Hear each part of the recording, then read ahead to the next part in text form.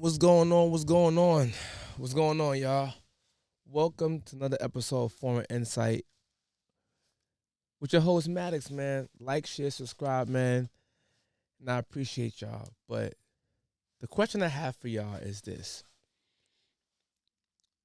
do women really respect the men that they're dating? I'm starting to think, nah. I'm not going to say all, because of course, not all women like do not respect how you want to call it, but I do think a lot of women do respect their man. That's what I'm trying to say. The reason why I ask, do women today respect the men that they with, is because their actions towards the man. Let me explain.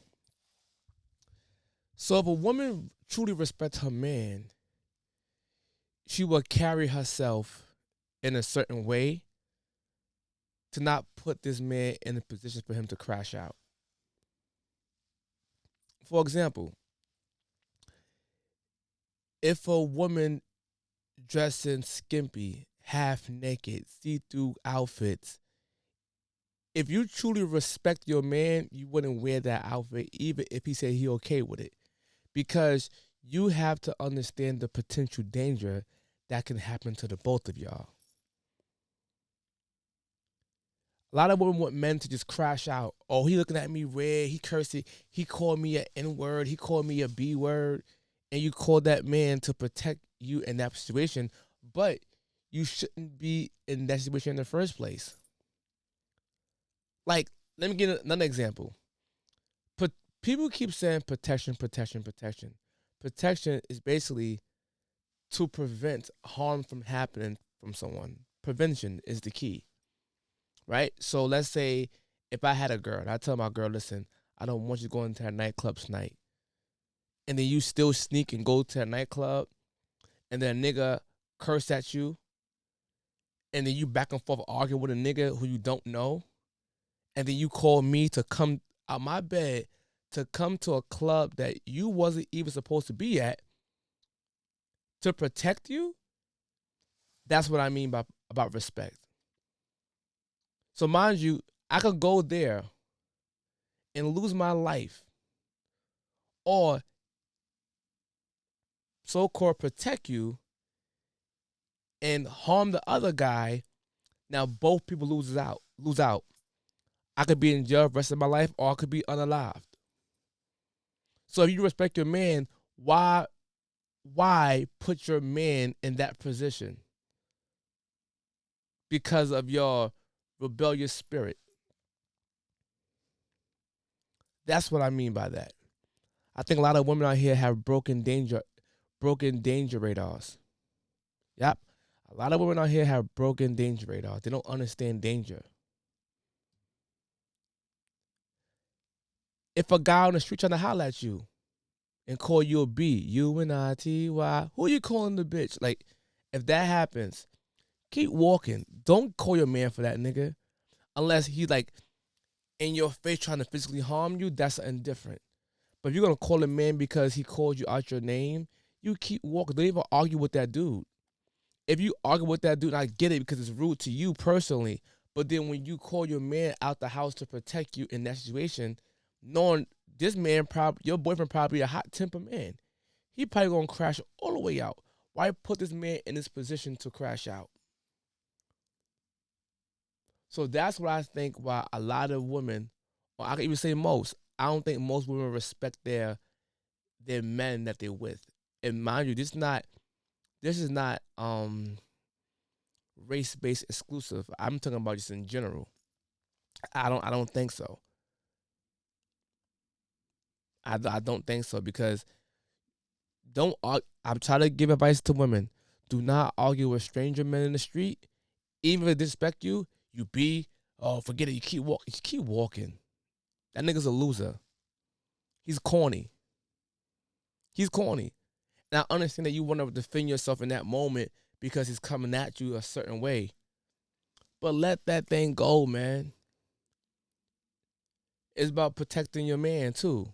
It ain't always about protecting you. Although I understand that men are the primary protectors, but I'm saying is protect. While I'm gonna give you an example. Let's say I have a girl. No, I say fellas out there, or let's say no women out there. Let's just say women. You have a man, right? And your man said, "Listen, I don't want you going to that nightclub over there because it's not a good fit. If anything, go to brunch or something like that. But you decide to stay and go with your friends to this club anyway. Boom. You get into an argument with a man because the man trying to dance on you. You like, nah, I don't thank you. He gets mad and he called you out your name disrespectfully. Crazy, right? What do you gain by arguing with that man? You gain nothing, right? So what you gonna do? Leave out the club, call your man, this man in the club argue with me. He might ask you, yo, what are you doing at that spot in the first place? This is what it comes to. This is what comes with the rebellious spirit. You went against his word to go to that dangerous club in the first place when he told you not to go there because it was dangerous. And you still went there anyway because you're your own person. But then you expect him to get out of his bed or leave work or leave his friends to come and defending your honor. But what if he owns a business? What if you got a good career job? So you willing to risk your success and your bag because your feelings was hurt at a club that you was not supposed to be at in the first place, but you end up going there. So you expect him to come and crash out, gets fired, or go to jail, lose all his money, and lose your money because that money is also provided for you. Why would you risk all of that just because your feelings got hurt by arguing with a stranger man? And that's what I mean by that.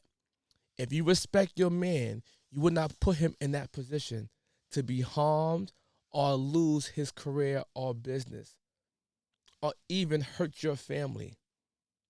Why do that? And this is the reason why I'm not saying a woman can't lead. I'm not saying that. I'm not saying that. But this is the reason why primarily women don't make good leaders. Because a leader don't put their platoon in harm's way because of emotional choices. A leader would say, you know what? I gotta make a logical decision to protect my men in the back. If you have an emotional platoon leader or war general, I'm not too savvy with war status in military and army, but forgive me, but you know what I mean. Whoever leads that platoon of men, if he's emotional, he will put the whole team at risk of death. Do that make sense?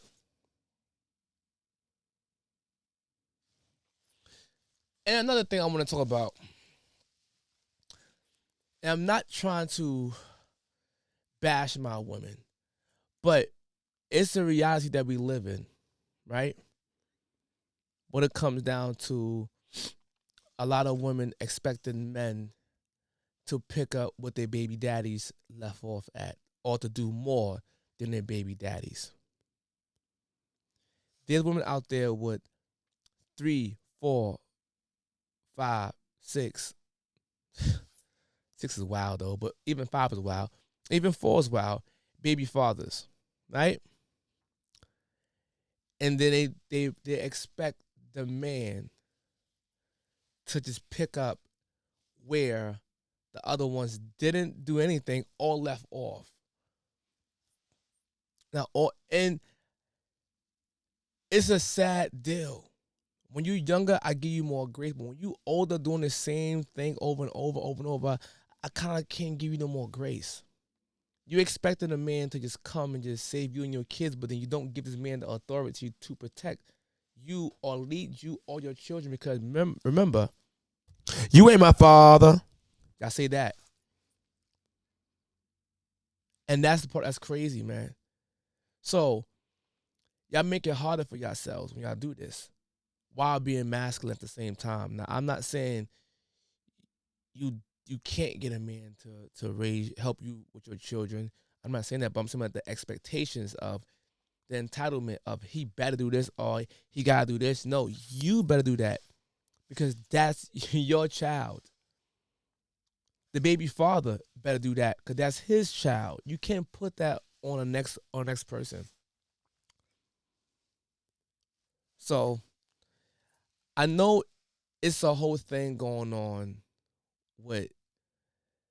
Matter of fact, I hold that for the next conversation. With that being said, later.